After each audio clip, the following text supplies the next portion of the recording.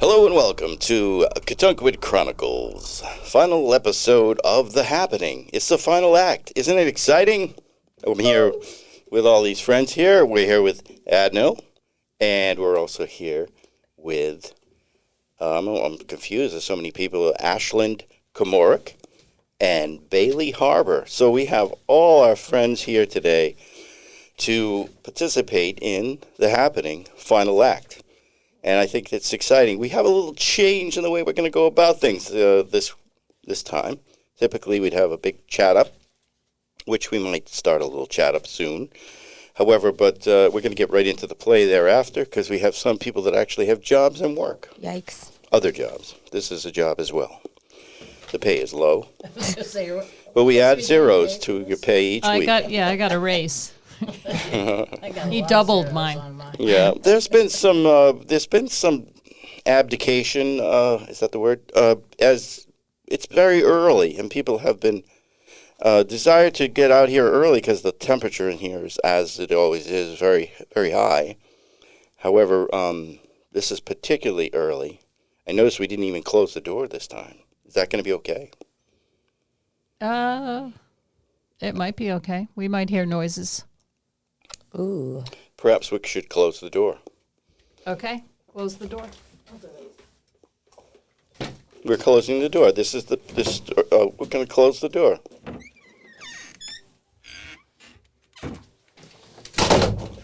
That's the real door closing. All right, so that would be exciting to close the door, but not in all circumstances. But this one, very exciting. Yeah, I'm excited. I heard that Bailey Harbor has almost a death scene. Almost a death scene. Well, in this play. Yep. Yes. But in real life, I did practice a death scene quite a bit in my childhood. You did? Mm-hmm. Was it just like because you were depressed? Yeah, what brought that on? So, actually, I'm quite excited about this acting debut we have on here, this podcast, because I've actually always had a passion for acting in my own right. So I had this death scene that I created, and I was 3 characters, and I would perform it in front of anyone who wanted to see my death scene. Anyone. Actually, my mom had these good friends, and I had no idea what their jobs actually were, but he was in charge of Princeton's theater department, and I chose to perform in front of him. How old were you? I was 9. Nice. Yeah. Thankfully, I had wasn't trying out for anything. But yeah, so my death scene was I was 3 characters. 1, the shooter, okay, but it was in war, so it was like I was shooting the enemy, okay, and then 2, I was the one who got shot, all right, and I had dog tags on, imaginary dog tags. Okay, that I would rip off my neck. And I would say to the other person who was also me, I would jump up and be that other person, and I'd be like, tell my wife and my babes that I love them very much. And then dramatically die after I handed my... Could you get a tear up and everything? Oh, yeah. Yeah, it was intense. I felt like I was dying. Did you get a full scholarship to Princeton's acting? Yeah, did they clap at least? Oh, yeah. Oh, absolutely. I mean, I was a cute 9-year-old, so I think that was helping me out more than anything. But yeah, it was dramatic. Did he say keep it up, or did he say maybe you should pursue a different path in life? Well, I did do theater in college, but I was the stage manager, so maybe that I didn't go in the direction. It was thwarted the dreams. a little bit. Some of that. It was thwarted, yeah. But, Maybe motivation wasn't strong enough. I think, to be honest, I tell children this, that I think I did want to act, but I was nervous. I was nervous to be put on the stage. It's a little bit better, when no one can see my face. The podcast. Yeah, the podcast magic. You have a fine face. I don't think there's anything worth... Fine, exactly. That's why I'm... I always hope you're fine. Yes. Oh, you have a lovely face. You do. You don't look like you're explaining. You don't look like a mess. I do see no craters or nothing. It's getting worse. You're out there doing this in this environment, and I appreciate it. But don't break yourself down now. Don't do it. Maybe the next time I will do on the stage. But this is a nice intro. This is a soft intro. Who knows? This could go viral, all of it. It's good. We hope. All right, so I think that is indicative of, like, we all learn these death throes. There was a story I wrote about 123 Army. I was very convincing being shot by a BB gun. Whoa. And the pain and all that stuff in those episodes. Then there was also, I don't know, there are other thoughts about that too. But you're going to be great in this role as a result. And as will all of us, I think we're going to move these parts. Now, for the audience out there, be aware that we're all playing multiple roles because there's, 14 or 15 characters here. So each of us are playing at least 3 or 4, some more. So we'll all be using different voices as we proceed, but you might see similarities in those voices. But let's remember, as we go forward here, what this play has been about to this point. If we think about it, maybe y'all could, chime in here and let me know what this play is about, even though I wrote it. I'm still trying to figure it out. So. Well, it's definitely about the period, 1972, and this confluence of groups that came together in this particular place at Don's, and his influence on all of that as an artist, and the way he saw it and sees it, and the way he looks at paint. That's critical, and painting and art. And then the people are also artists, many of them, and then there are some just World War II veterans that are just kind of regular guys that are friends, that they're part of this FAH club, Flying Assholes, and all these fellas are getting together. At the same time, there's an insertion of a group from the other war, the Vietnam War, and there's this whole controversy about that. There's commentary about drugs, there's commentary about religion in society, and death. Very much about death. There already was a death, although we didn't see it happen. Yeah. We did listen to it happen. Well, Rudy took his. He's gone in the first act. So Uncle Rudy, and then is to be burned on the funeral pyre. So all of that is taking place. Well, in this act, now we've come to final act, and this is the happening. All right.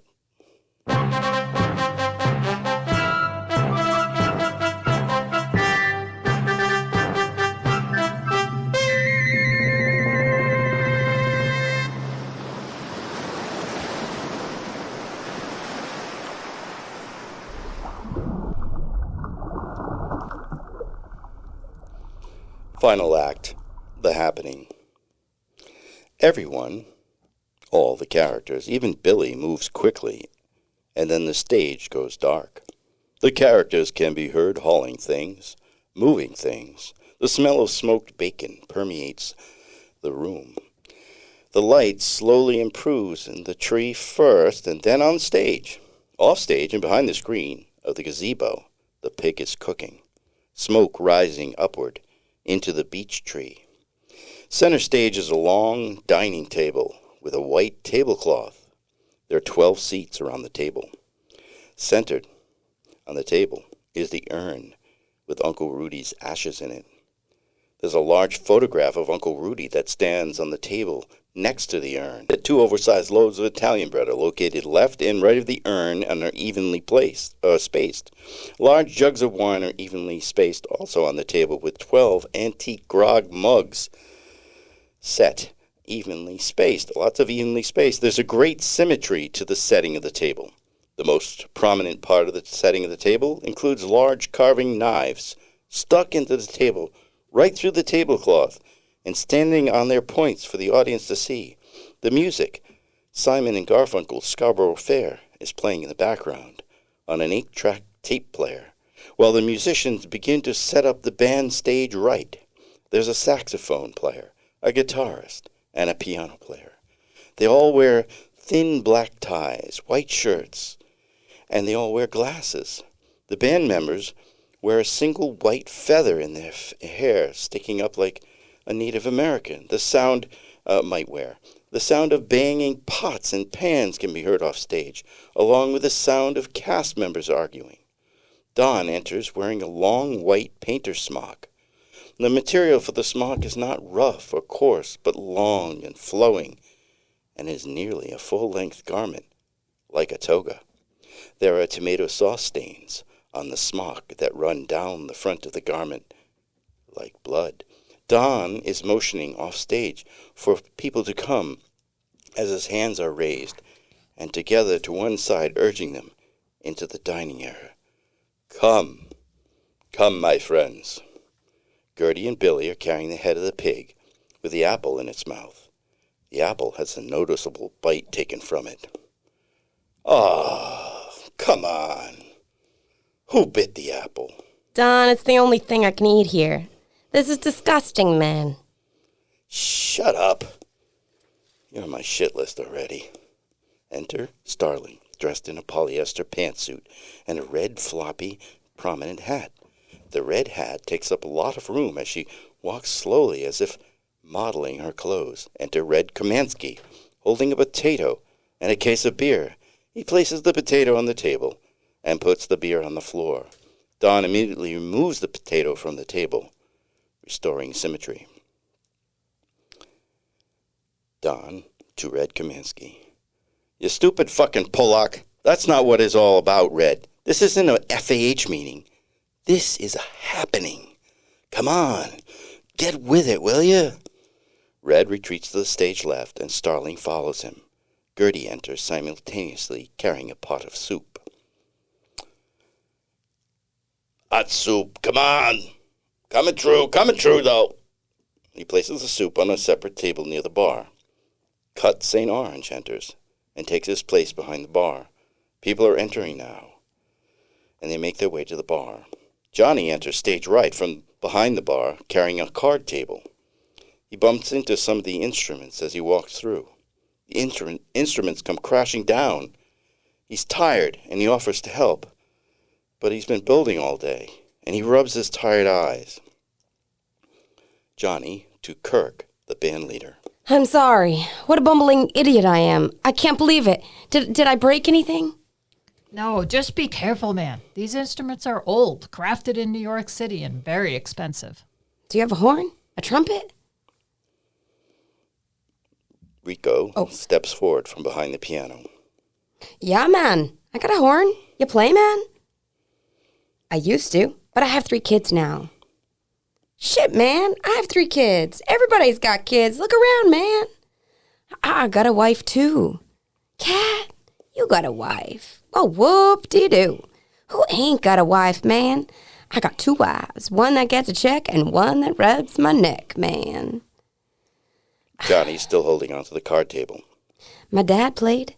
Had his own band, too. 50 pieces back in the 20s before the Depression. That cat must be an old dude. He's old. And he won't play out anymore. He stops playing whenever I visit him. Soon as he knows I'm in the door, he stops playing. It's good, too. I mean, a real nice tone. Perfect pitch, but he won't play out. He won't even blow a note for my kid when we visit. Ain't it a shame? The shame is, man, that you won't blow a note. The old dude's gonna die. Everybody dies, but you got a gift to give that kid of yours. You don't play tonight? I don't play. To Kirk. Kirk, this dude don't play my horn tonight? I ain't playing piano. You're kidding, right? No, man. I mean it. You gotta do it for your old man. What's his name? Giovanni? You do it for tonight for Giovanni. And what's your son's name? You got a son, you said? I have a son, yes. His name is Gio. Ah. After the band leader? How'd you know? I told you. All right. Second set. I'm in. I'll blow that horn for you. Not for me, man. For Giovanni. For Gio. But not for me, man. Right.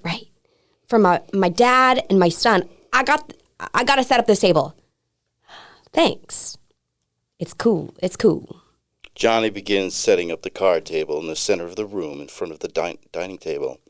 He brings chairs from around the room and places a deck of cards in the middle of the table and pulls $1 bills from his pocket, placing them on the table. Don re-enters the room, carrying a bowl of steaming carrots. He sees that some of the FAH members are sitting down at the card table to play cards and gamble. He stumbles on his toga, dropping the carrots all over the wood floor. Don to Johnny. Look what you made me do! Me? What the hell did I do? Why do you have to gamble with my friends every time we have a party? Your friends? These are my friends too. It's a friendly wager, that's all. If it's friendly, why do you have to do it every time we have a party then? It's fun. Well, this is my house, and I say this isn't what tonight's about. What's tonight about, Don? It's a happening. Something big has to happen.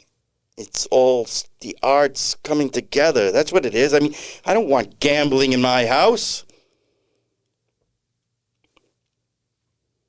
Suddenly it's your house. I mean, yesterday it was a clubhouse. Now it's a happening. And you're dressed like Jesus Christ. Yeah, what's up with that, Don? You gonna heal some sick people tonight? Don makes a move at the table, sweeping the money and the chips and cigarettes and drinks off the surface of the table, lifting the table and flipping it over. The table lands on the floor. The 4 guys that were sitting at the table are seated in their chairs, still in awe. Johnny's covered in red wine. Johnny rises from his seat and lunges at Donald. The two begin to wrestle center stage. The group is swelling now to 12 as all the guests have arrived and watch in amusement and horror as the 2 brothers fight. You don't care about anything. No! Just like when they were kids, nothing's changed. Remember when Johnny fought that kid from the South End and knocked that kid into Wednesday? You give. Get off me! Get off me! Get off me! Don, get off him. He's gonna flip out. He can't handle the sense of war when he got buried alive. Don releases Johnny. Johnny's sweating profusely, and he's like a rabid dog. All you care about is paint. You don't care about me? About what I think? Come on, John. We got stuff to do. We can't be doing this now. So when you're gonna do it then, Don? When are we gonna get it out of it if it isn't now? How come you let him into your world and you won't be my friend? I'm your brother. Yes, so? I'm your brother. And brothers have to fight. Oh, I've had enough fighting for a lifetime. I want peace, brother. Like the kids. Peace. I want to be more like you than you know. I'd trade places with you in a minute. What? I'm creative too. I know, little brother. How about that summer Johnny got a second place award for sculpture at your annual art show, Don? Jesus Christ, Gertie. You've got to bring that up now.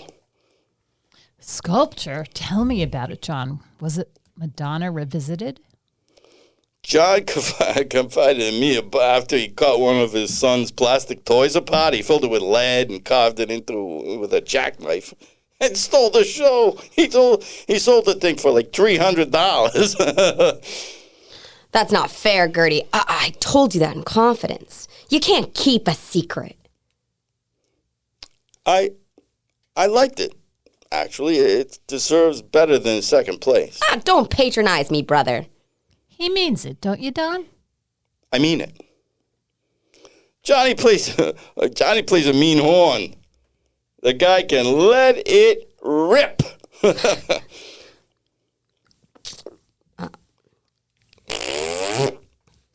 Sorry.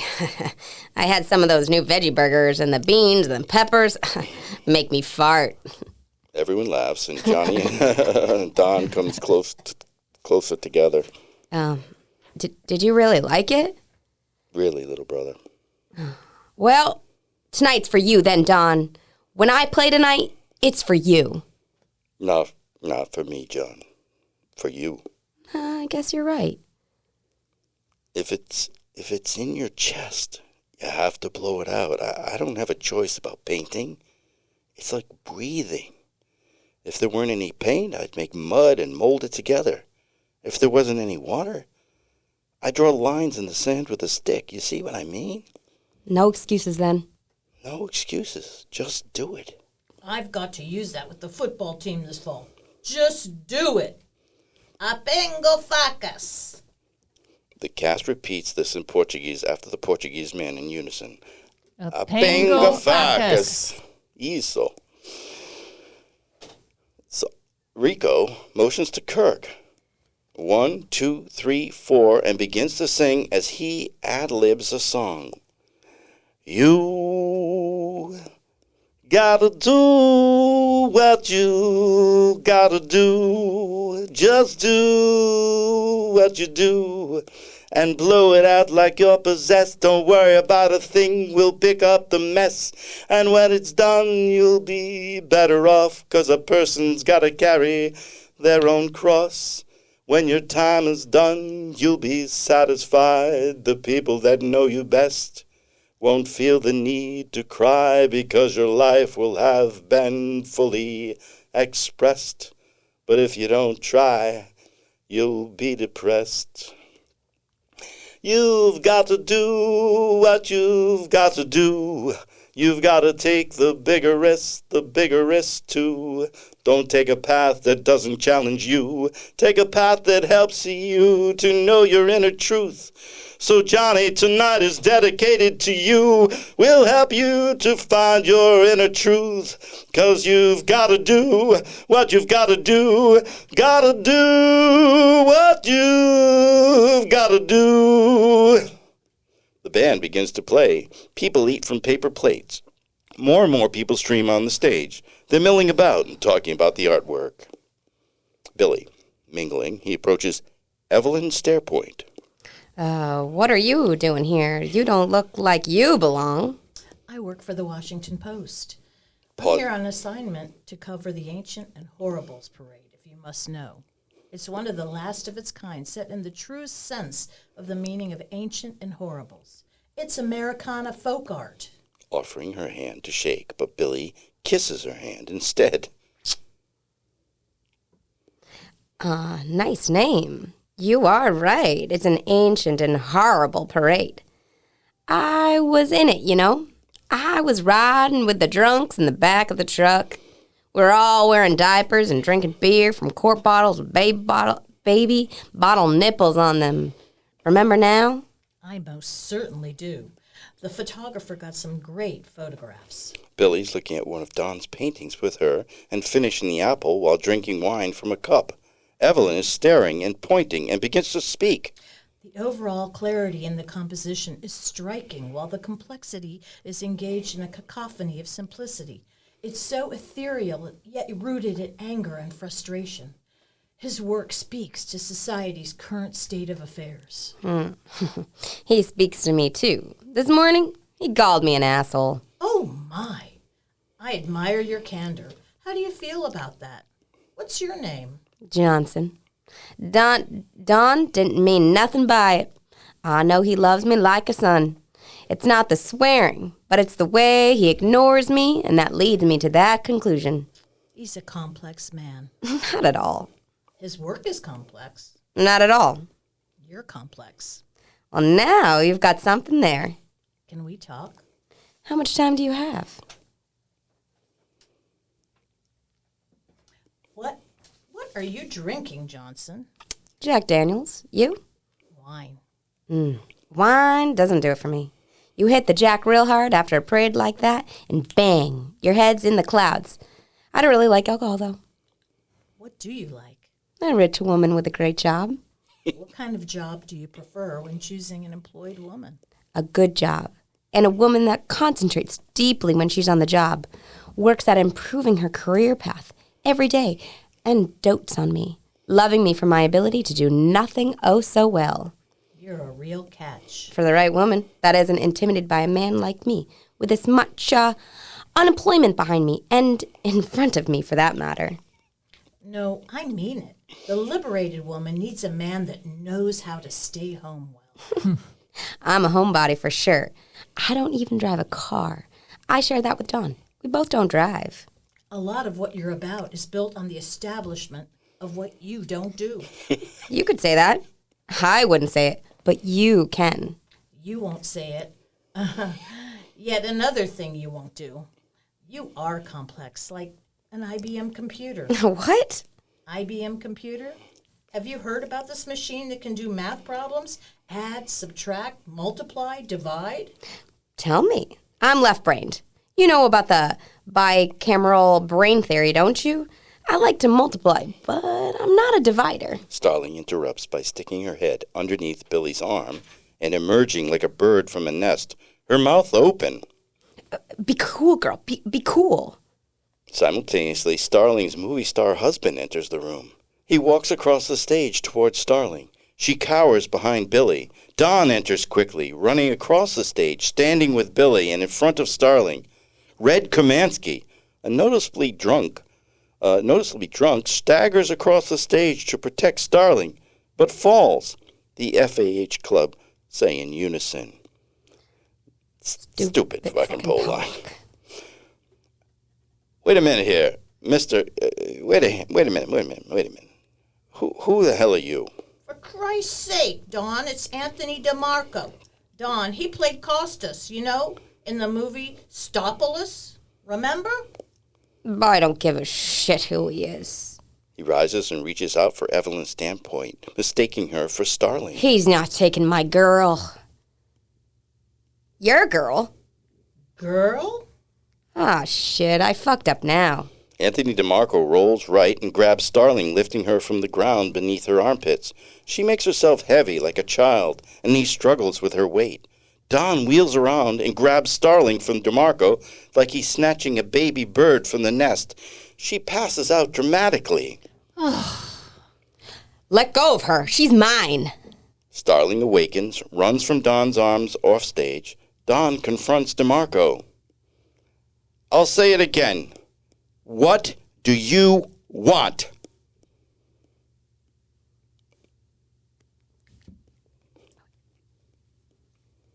That's not what you asked before. You asked, who the hell are you? I want my wife back. Wife? Starling's my wife. Enter Starling with an M16.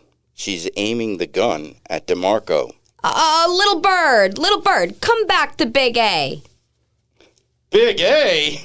Starling fires the M16, and everyone hits the floor in unison, while Red Kamansky rises up, staggering at Starling. He's bloodied by a gunshot wound, but he doesn't know he's shot because he's so drunk. Starling drops the gun. He tries to pick Starling up, but he can't keep his balance. Starling is concerned yet flattered. I appreciate the effort, but I can walk. I think you've been shot. Red realizes that he's bleeding and falls across the table, knocking the bread and the wine from the table. Ah, shit. Look what you've done now, Red. Don tries to salvage the bread. Don. Red's gonna die. Red's gonna die. Red's gonna die. Johnny begins to perform first aid on Red, compressing the spot with a tablecloth, while Don picks up the wine, confused and desperate. Evelyn's starepoint is snapping pictures with her camera. This can't be good for my image. That's all you've ever worried about, your image. I married you, and that has challenged my image ever since. Then let me fly, man. Is that what you want? Is that what you really want? That's what I want. That's what I really, really want. That's what she wants. That's what she really, really wants. DeMarco throws his hands up in disgust and leaves, stepping over Red's passed-out body center stage. Starling shoots in his direction, splintering the doorway, making DeMarco jump. I'm glad he's gone. The pig is roasted. Let's eat. I think the bleeding has stopped. It just caught him in the fleshy part of his arm. I'll keep an eye on Red. Somebody can help him. I guess somebody can help him with his fork and knife, I guess. The cast moves around the flattened table. Don lays the bread on the table and repositions one of the jugs of wine in the center. He places some wine in a cup and lifts the loaf of bread, breaking it, and raises it above his head and speaks. This is his body.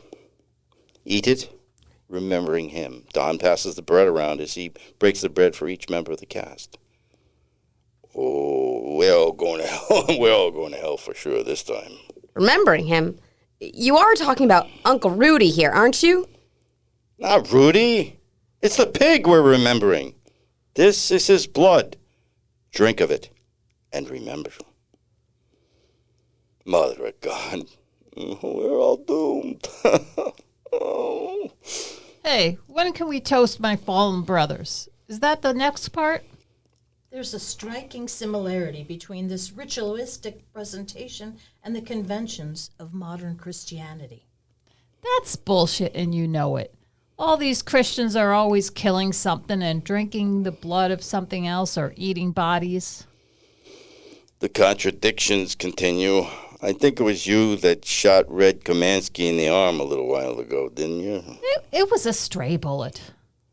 If I'm not mistaken, that's real blood on his real shirt. Let's eat. Song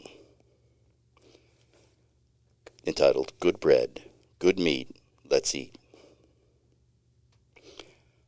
And it's sung by Starling. Good bread, good meat, let's take this time to eat, and bless this group with all our might. Tonight we bless this food tonight, and take the time to remember those that have passed. So raise your glasses, get off your asses, and find your courage at the bottom of the glasses. Bury your sorrows, because tonight we live like there's no tomorrow. Good bread, good meat, let's take this time to eat, and bless this group with all our might. Tonight, we bless the food tonight, and take the time to remember those that have passed.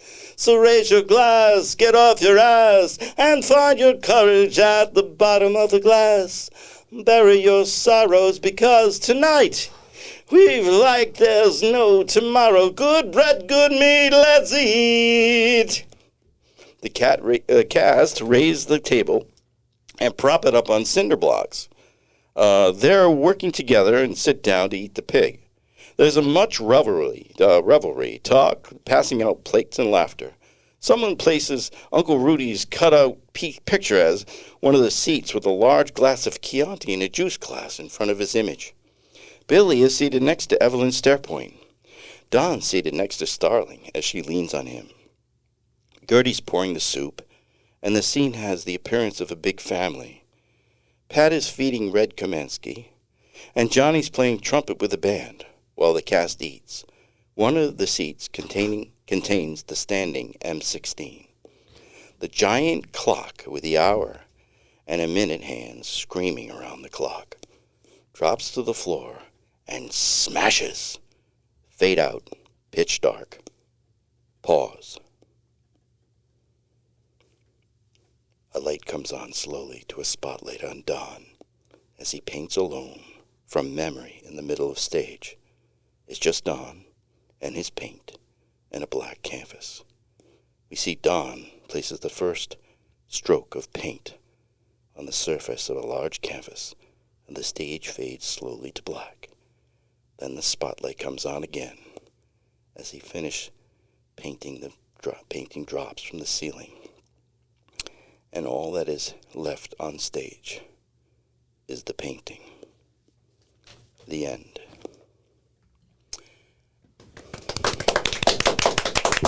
And we're clapping for ourselves with the anticipation that you out there in all parts of the U.S., California particularly, are clapping. So there you have it. Nice job with the voices, Bailey. Oh, thank you. Yeah. I think you should pursue that acting Oh, career. thanks. I'm glad that It's true. And then add note, you Had some hit Evelyn Stairpoint perfectly. Yes. That was an amazing I Evelyn embody stare her. point. I embody With her. the elevated language, you picked that up. Sophistication. Yes. It was fun flirting with you, Top, I have to okay. say. Okay. So lots of things happening here in this scene. You know, there's this whole religious element that's Last Supper-esque. very much so. However, Don suggests that it's about the pig, not about Rudy. It's not about anyone else but the pig. But DeMarco comes in and causes a ruckus here. But do you feel that that's over, Starling's free? You mean? Darling needs to dump him. Oh, you mean her real husband?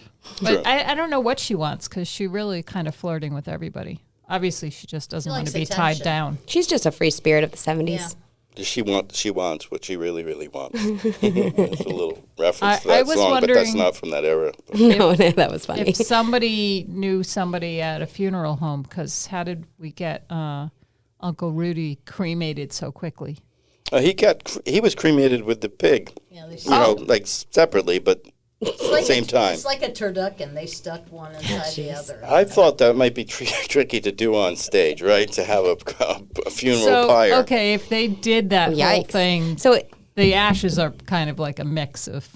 so I have a question. Is the pig smoked with human? No, there's thank a God. separate fire. Oh, okay. Johnny built. If you remember, Johnny built a Right. funeral pyre, and he also Separate. built. He built it. Right. Johnny, that's why he was sweating. He was tired. Yes, he was tired. He was working hard for that. But there's a lot of imagery here that we should talk about. The clock, well, the M16 seated at the table. Oh, I loved that. Don't you have one every day? Jenna? I usually keep one nearby. Yeah, no, that's a terrible joke. I do not keep a gun nearby my table. However, in this case, There are some the people in the imagery country there who- is pretty striking, given that one of the apostles, essentially in this band of 12, is an M16. And then the giant clock. Who's Jesus? Well, Oh, well, wasn't Johnny wearing the toga?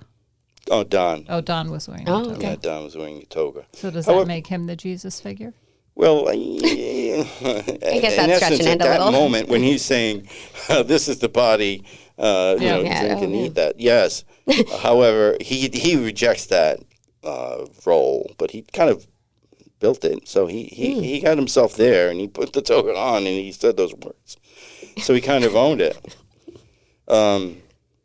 But the giant clock, and the screaming clock with the things, yeah. it's just time is busting. It's a very critical point in history, right? Where this people all coming together, and time is just busting. I think, and that's the image there that I was going for as I created some of this stuff. There were other images that were critical to the piece. But some of the songs were, it's tough to sing as a woman if you have a baritone voice like I do. Good bread, But good we meat, enjoy it. tea. Oh, definitely. You do enjoy. I saw the snickering. And At least you weren't singing about the pill this time. that was fun, yes. Or what was the other thing?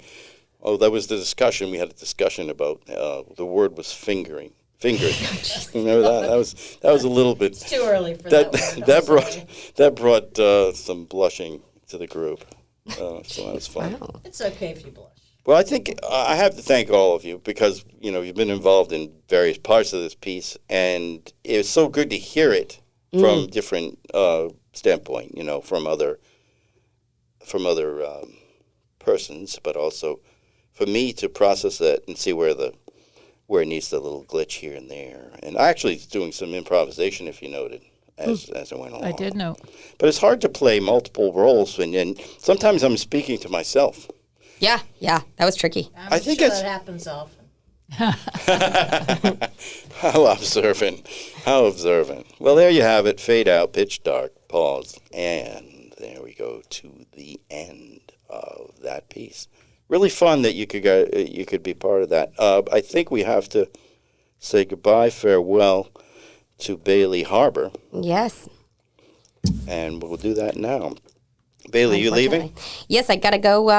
Sail with those children. All right. Try not to use the shucks. word gotta around the children. God. Gotta. Got it. Well, you don't want them Have to I learn have to. bad I have habits. to. Yes. Oh boy, I'm stuck in the 70s. It's like when you send text and you say going to. You but know it why comes out the gonna. kids love Bailey? Because she is like a little kid. Yes, It's true. I'm still stuck in my dying scene. Really, She's my got to death do scene. what she's got to do. I gotta do what I gotta do. I gotta do what you go. gotta do. Yeah, don't do the death scene in front of all those kids. Oh, I have actually. No doubt. No. Don't you worry. I pull in all my stops. Do you have a death scene contest for the children? No, but I like that idea. Just make sure it's above water. True.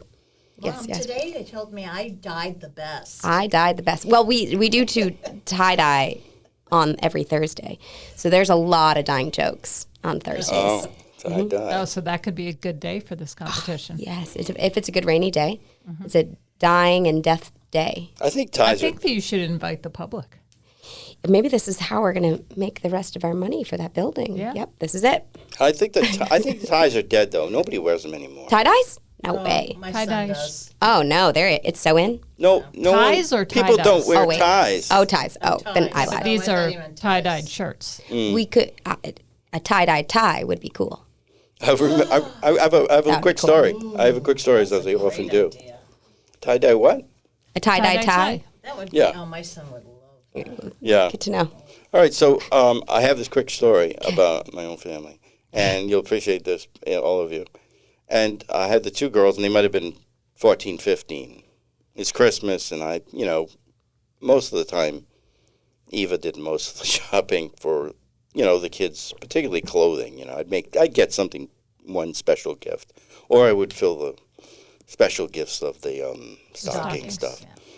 But in this case, I had a present for each of them, and I had gone to the butterfly factory there. What's it called? Oh yeah, The Emporium. the umbrella factory. Umbrella factory, yeah. Which is not.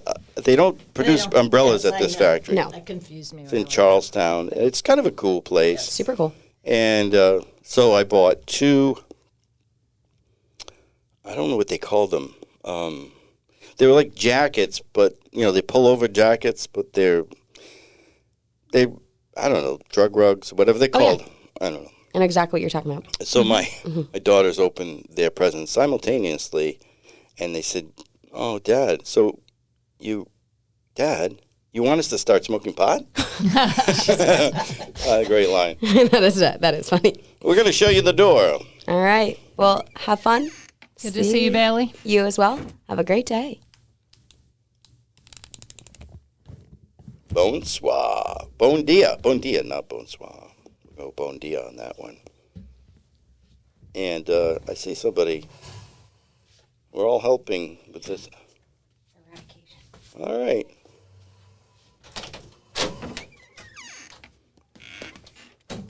It's a good creaking door. It's a good door. We like that door. All right, let's move on to the next stage here. And we have Adnil staying, and we have whatever your name is, Ashlyn Kamark.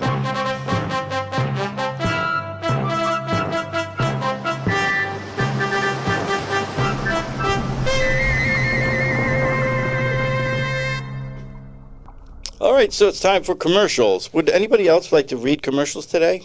Would we just want to do 1 and 2, 3, and then go in that order? Or shall I do I'll them? do one. Okay, so you want to start us off with Katunkwit Summer Theater by the Ocean? Sure. Katunkwit Summer Theater by the Ocean is a pop-up summer theater that presents theatrical productions without fair warning or permission of governing bodies at coastal sites in the Newport and Katunkwit, along with other islands' least expected performance areas. Last season, CSTO performed a section of the play Millard Fillmore while the 4th of July Independence Day fireworks were being displayed. Not many people experience the sharp and witty dialogue because of the noise, says Champlin T. Price, owner and principal thespian associated with CTSO. You may see us this summer at some of Katunkwit's many musical events. This summer or in the streets on a Friday night. Pop up and join in, and if you know the song or the dialogue, just join us. With CTSO, we are into having fun first, says Mr. Price. Never any fees, says Champlin Price. CTSO is entirely self-funded. Pop-up theater starts soon, so beware. And Adnell, you going to help us out with this next one? Carl and Lindsay's Clandestine Car Wash is once again offering at-home site backyard car washing. Carl cleans your car with off-island water from North Kingstown. He and his business partner, Lindsay, will provide personal car wash services at your home all summer long. Carl and Lindsay arrive at your home with plenty of heated water, soft sponges, scraping tools, and even toothbrushes to make your car look like it was just detailed. CLCCW can be at your Katunkwit home in minutes and will finish your personalized car wash within 20 minutes. Carl says, with water restrictions, you can't wash your car on your own in the driveway. Don't drive over the bridge and pay tolls. With Carl and Lindsay's service, you will enjoy watching your car get the detailing that it deserves as Carl and Lindsay dance around your car and spray one another often. If you've ever had a car wash fantasy, CLCCW will bring you to climax.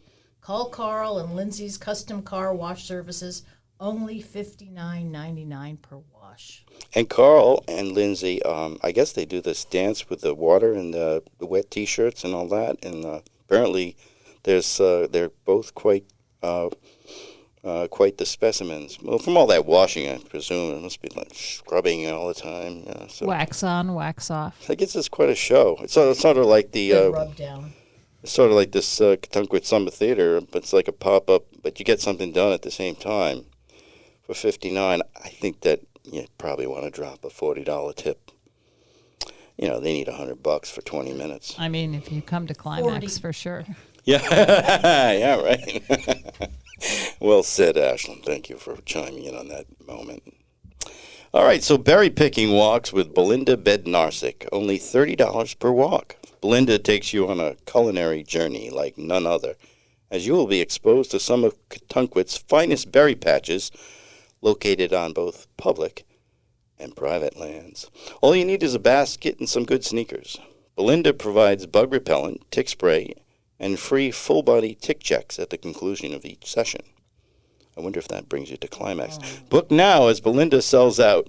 Limit 10 students, offering 6 sessions per day during peak berry season, July 1st through August 25th.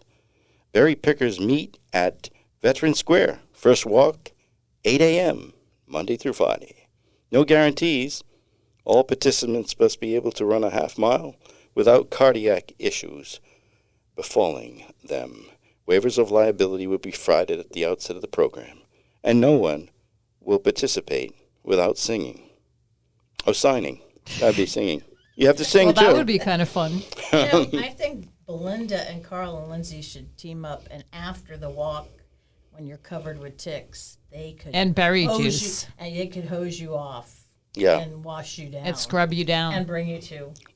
Climax. Yeah, well, I didn't say it, you did. All right, so let's. Since you've been very verbose, perhaps you could give us this last one, Adno.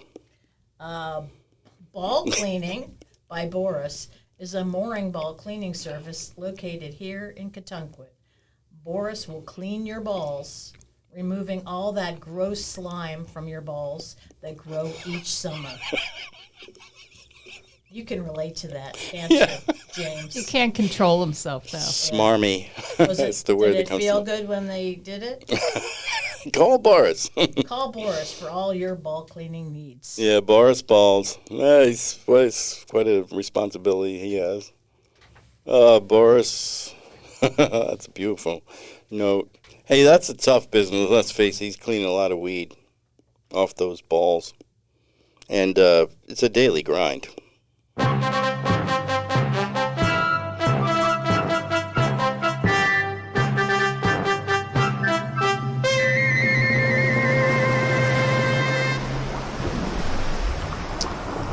Okay, so is it bullshit or not? We do this each week. Hopefully those of you won't be offended at these rather interesting at sometimes. Sometimes they're true, sometimes... And they're always interesting, I would imagine. So I would open it up to anybody that wants to offer a bullshit story or not. Does anybody want to start? I think you should start. Okay.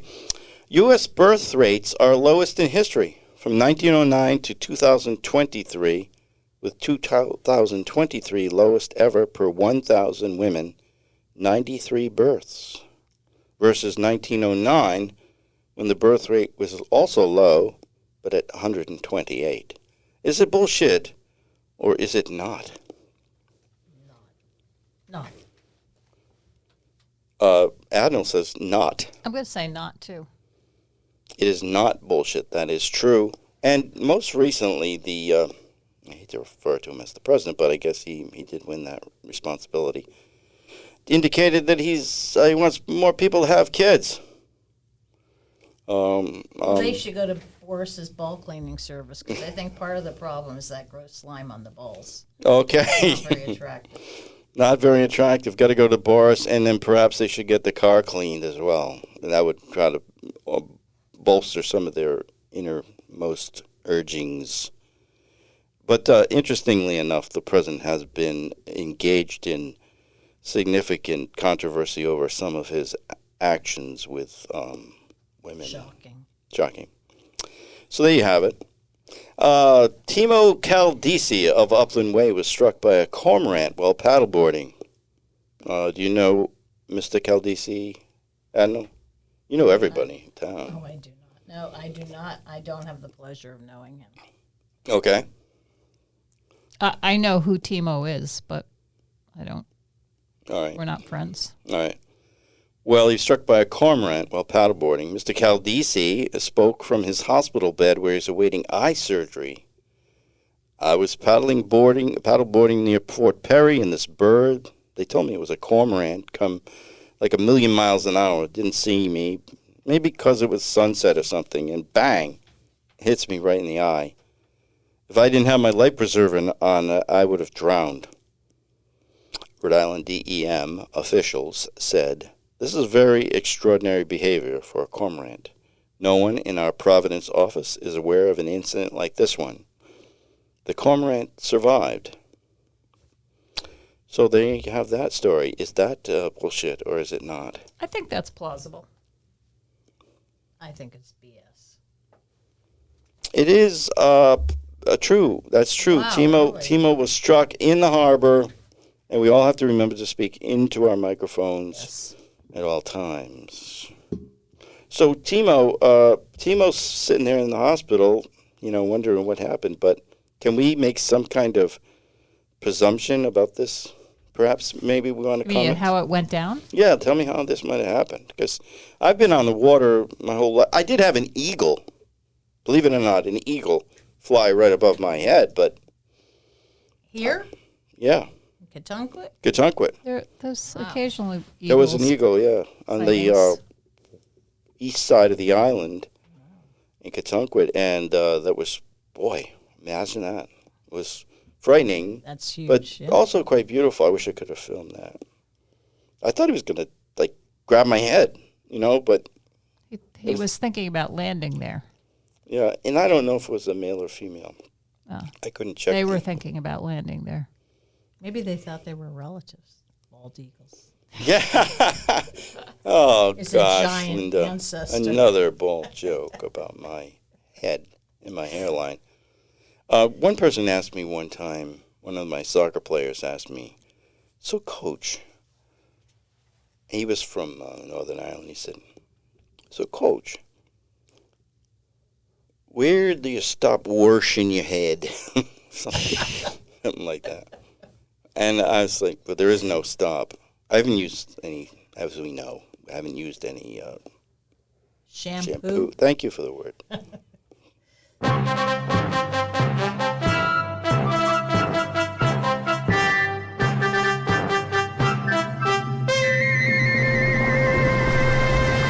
Wow, bubbles and waves all at the same time. We get into our part of our show where sometimes we offer a poem. And I hope that this poem doesn't blow your head off or anything, but it can be, I don't know. It's a little bit of imagery in this poem, so it's not as prose poem than normally we have lots of poems that are very story-like. But it approaches story-like. It's called A Certain Hue. It always seems a miracle when hues change from shades of burnt brown, like underpainting stages, fresco, landscape. Painter, wizard, sun god, strokes and pulse paint, pools golden browns, flips floral greens, requires the eye's attention. When Keeley's farm fields turn and trees call red buds forward in the distance, viewed from atop the Katunkwit Bridge. Its surname Harry Hudson Bridge, Henry's brother, because the great explorer plied these waters, tested the tributary, first saw her rat's tail jutting into the sea, his eye unimpeded by man's concrete structures, Narragansett Bay rushing beneath his ship, not likely dreaming of his legacy to become a two-bridge worthy voyager.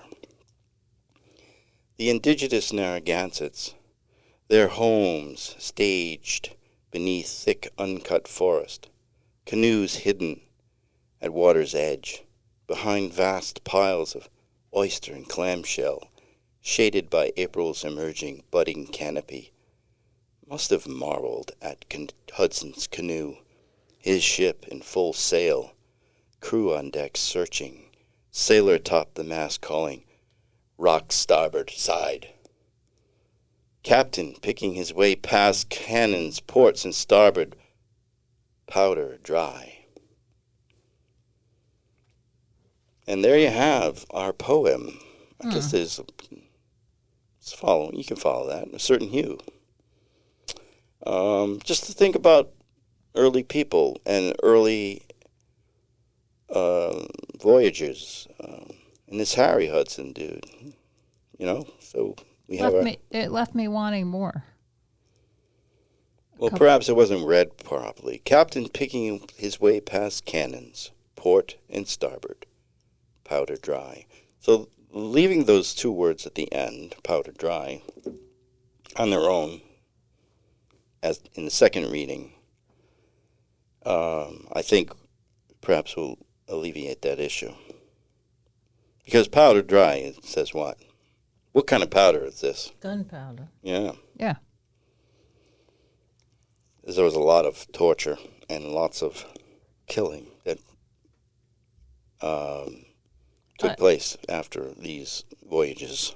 Yeah, although I don't think Hudson was No. responsible for that sort of thing. No, I'm not. But his powder was dry, just in case, right? Well, no, we don't know. I don't know. I have to look at his ship. Yeah, this was Harry's ship, so he might not have been his Harry, his brother. Oh. It wasn't Henry. Harry.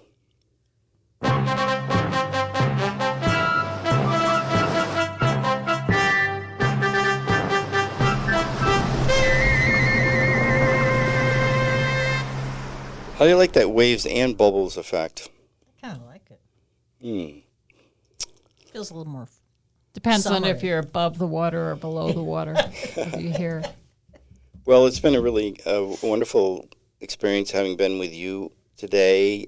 As the happening, finishing the happening was quite an experience. As I look back, I don't think we started the happening at the beginning, ironically. So perhaps we have to come back. It's a scene with only Don and Starling for the most part. And I think Rudy shows up, Gertie. So, we might have to do that and put that into the lineup at some point. Or maybe we can just leave it as is. I think it's all pretty well said. But I really enjoyed it. I want to thank everybody that was involved. And I appreciate that you were here to do all that. I can't believe that none of you said anything about this piece of green. Yeah, I know. Green. Oh gosh, I must be. Oh yeah, we had spinach last night. It's hanging from my tooth. There's a green spinach hanging from my tooth. I don't know. I've seen it so often. I thought it was kind of part of it. I can't trust any of you, especially you. I mean it. Come on. We could have told you after the recording. You could have told me before the recording. Well, there's no video. It doesn't matter, but I feel really violated. I do. I feel violated by all of you. And Bailey Harbor, too. And she takes off, didn't say a thing about it. Oh, gosh, I just picked it out of my... it's as big as my fingernail. Gosh, it's like 60 cents worth of spinach there. See you later. Bye. Bye. Bye.